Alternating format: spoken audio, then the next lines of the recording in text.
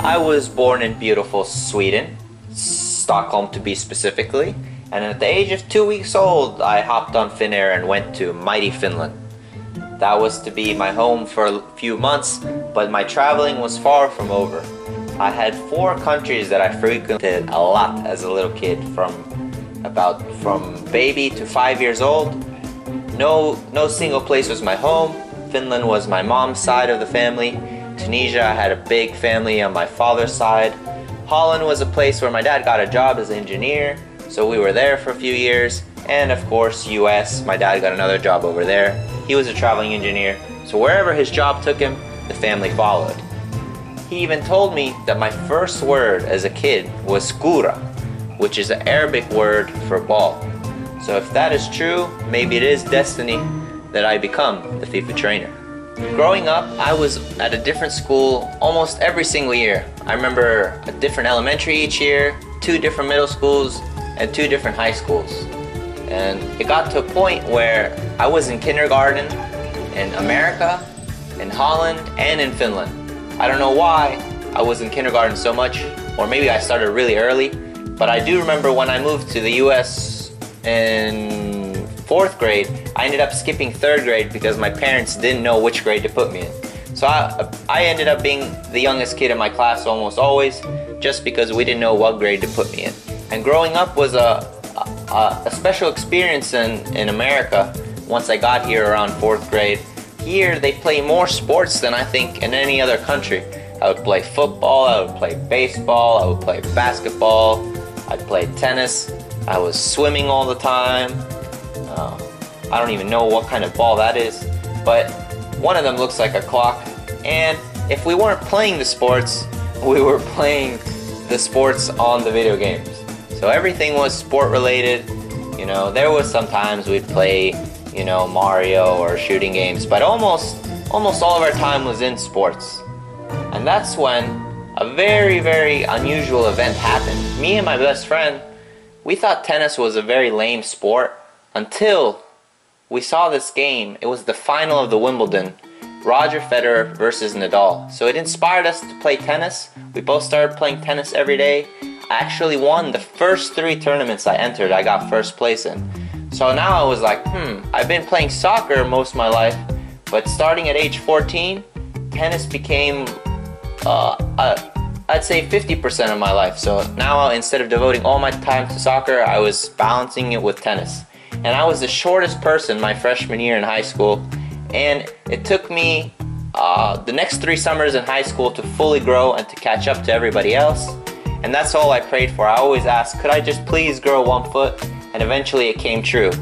Now knowing that height is not that much of a big deal, because I realized soon that even though now I was taller than all my friends, when I was playing tennis against bigger and bigger players, they were hitting the ball so hard and they were so tall, I could barely reach these balls. So I thought, this sport is not fun anymore. I'm like trying to dodge bullets. So I remembered, what is it that I used to do before this?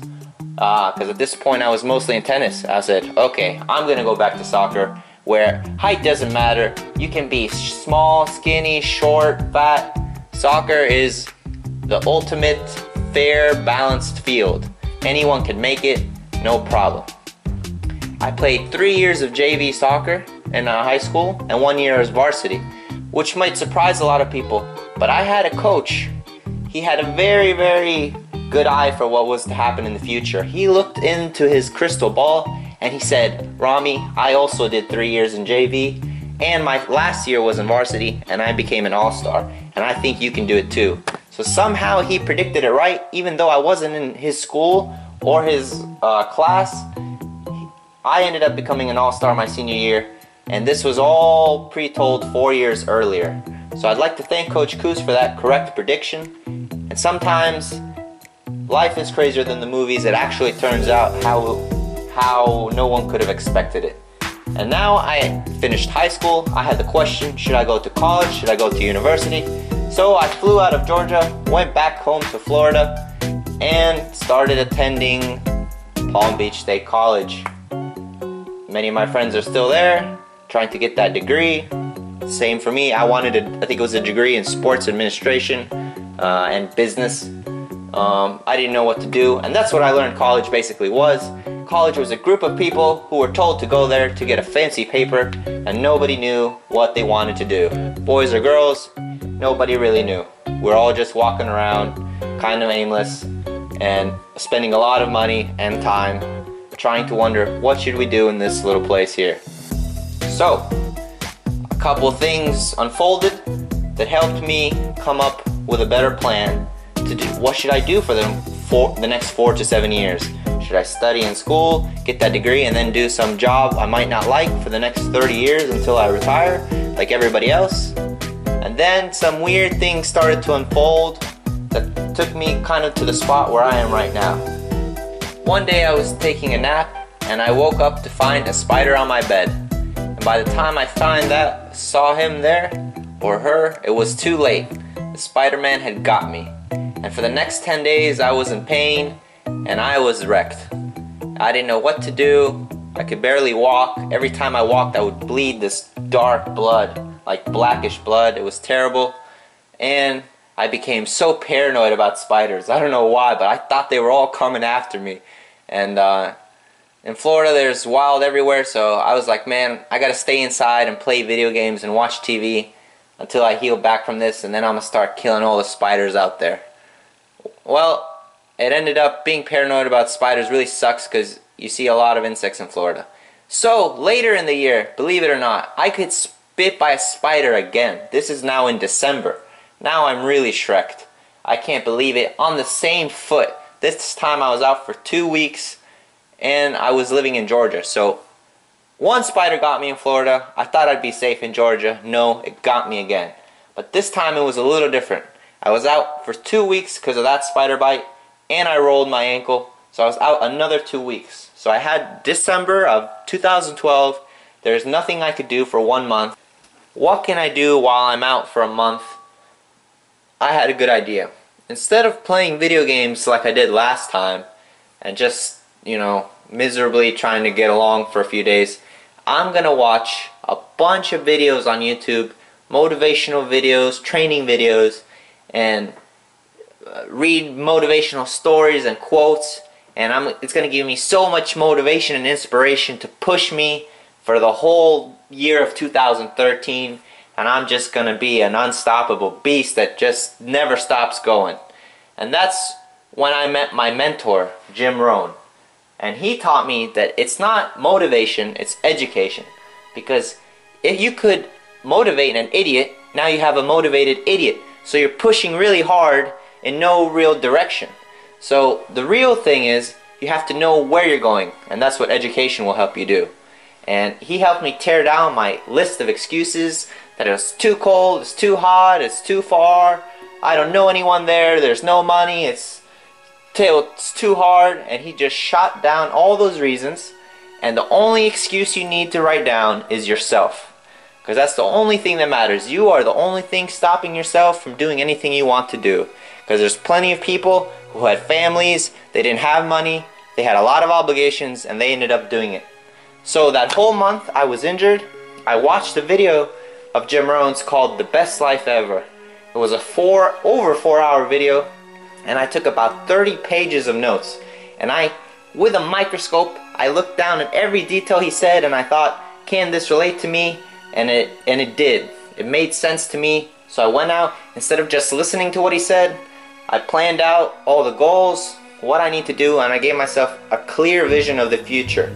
So, before the spider bite, the second one, I thought books were a waste of time, and they were good for nothing, just a waste of money in general.